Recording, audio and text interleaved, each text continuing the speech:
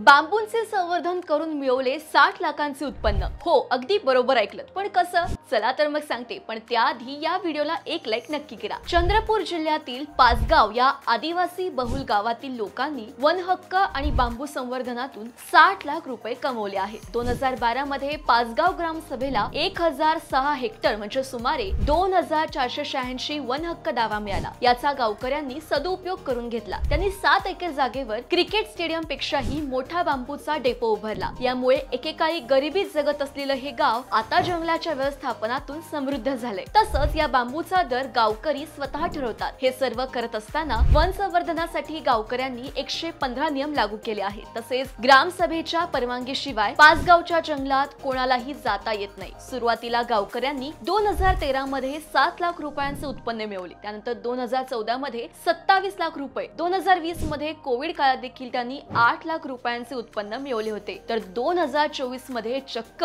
46 लाख उत्पन्न मिळवलं। गेल्या 10 वर्षात गावकऱ्यांनी बांबू उत्पादन आणि विक्रीतून तब्बल 60 लाखांची कमाई केली आहे। तसंच हे गाव सध्या सर्वांगीण दृष्ट्या समृद्धीच्या मार्गावर आपला प्रवास करत आहे। तुम्हाला अजून असं कोणतं गाव माहिती असेल तर कमेंट मध्ये आम्हाला नक्की सांगा।